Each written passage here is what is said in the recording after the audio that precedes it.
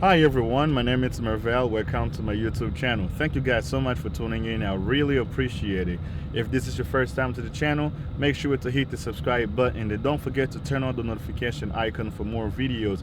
And also remember to hit the like button and also kindly share the video as well. Without further ado, let's go straight to today's video. But first of all, I would like to get somewhere safe so we can talk about this. Obviously, I'm right behind the wheel.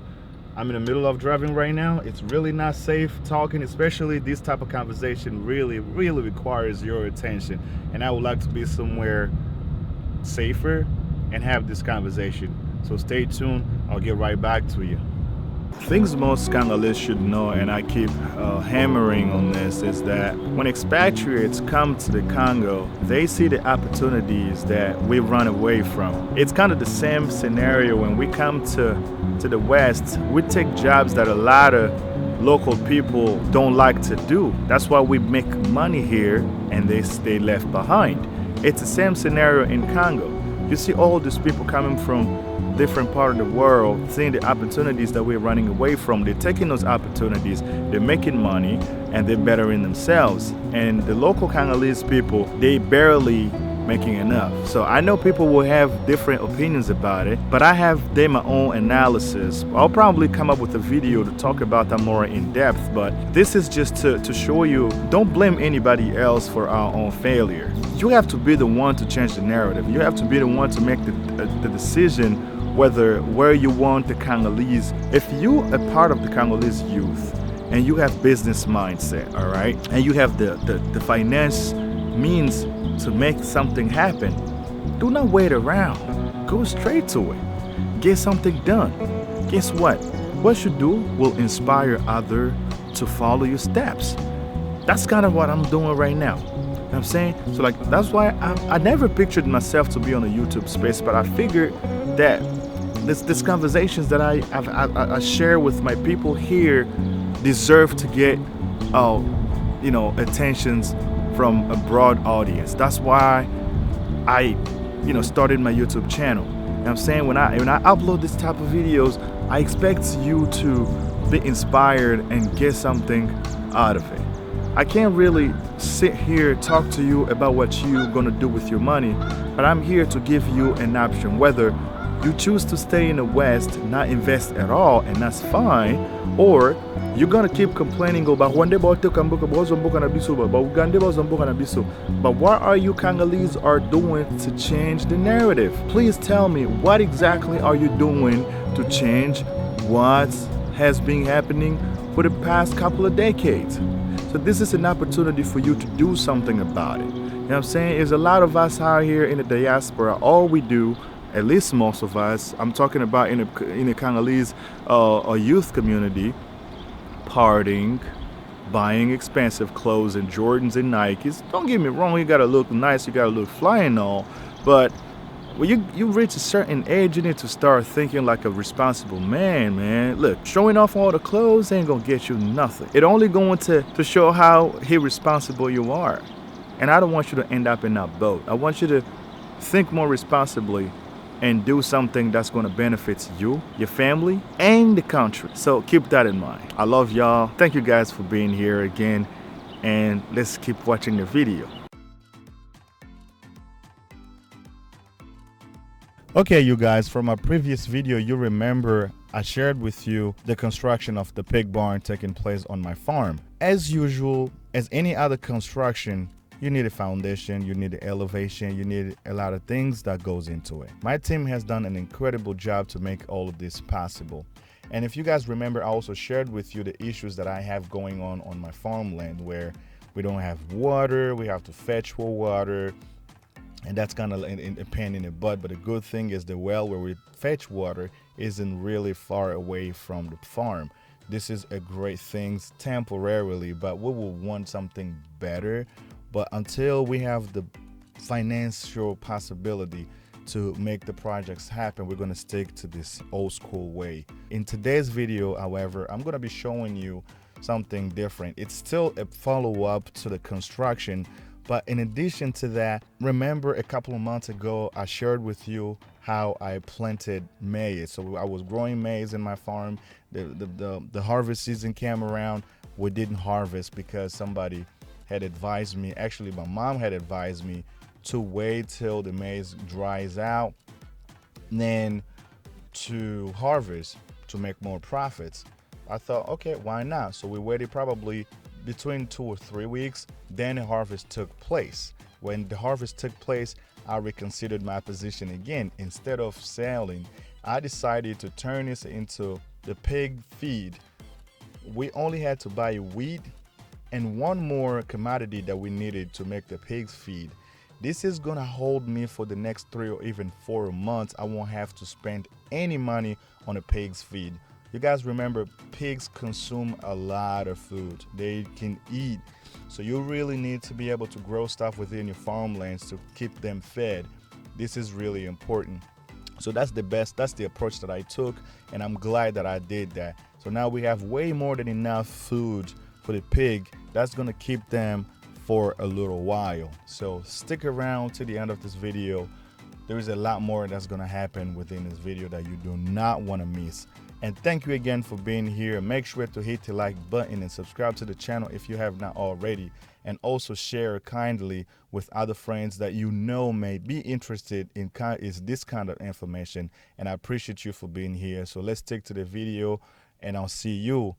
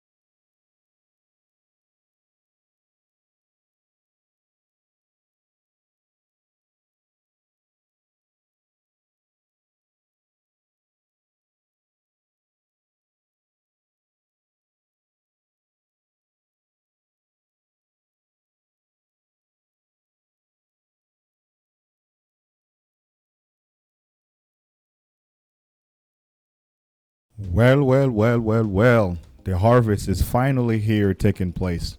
Although the maize crops may look like dying trees, but trust me, this is what happened to them when they have been dried.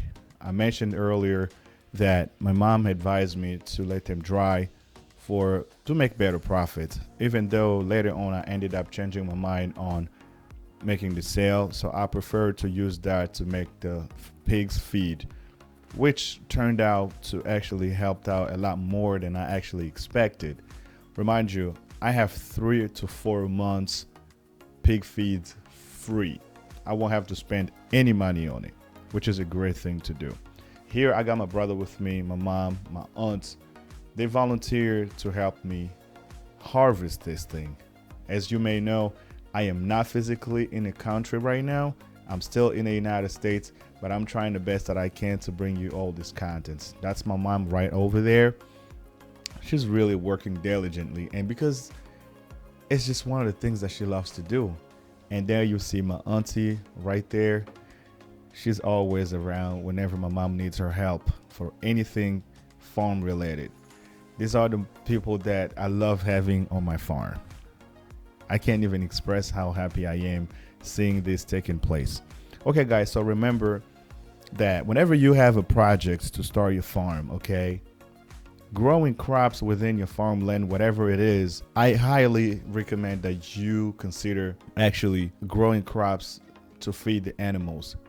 It is very important. It is vital. It saves you a lot of money on purchasing the animals' feed because they could get costly sometimes. Remember, like right now, we're going through moments where a lot of commodities the prices are getting ridiculous.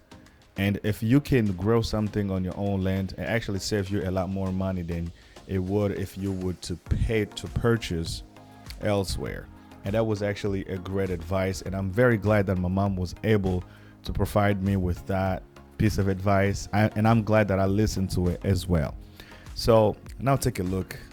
You see how beautiful these corns look? Whoa, I wish I was there. I would have eaten that.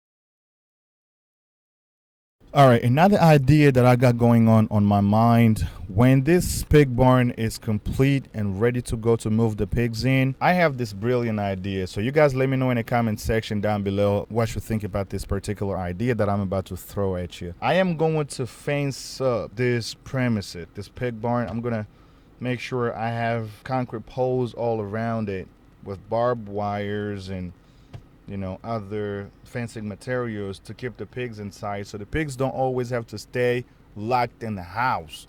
They can come out, have fun, have their little recreation. Then towards probably the end of the day, we will, direct them back into their respective rooms. So you guys let me know what you think about that idea. I've seen it somewhere. I want to try it out and see how that goes. I actually communicated this with the builder, and he told me it's possible. It all depends on what I want to spend on it. I already have a clear idea on the materials that I'm going to be spending money on to make this project happen. But this is not included into the estimates that have been given to complete this project. But it's something, when I'm ready to do it, I'm going to take that step further to do it. But it is just an idea. Please let me know in the comment section what you think of that idea.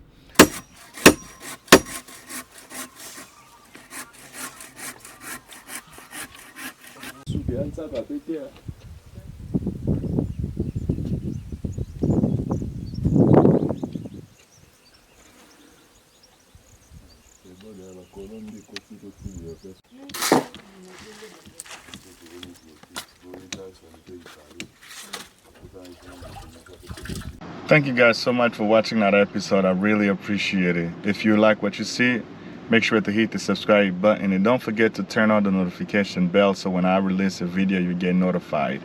Remember also to share the video kindly for the YouTube algorithm. And I'll see you in the next video. Peace.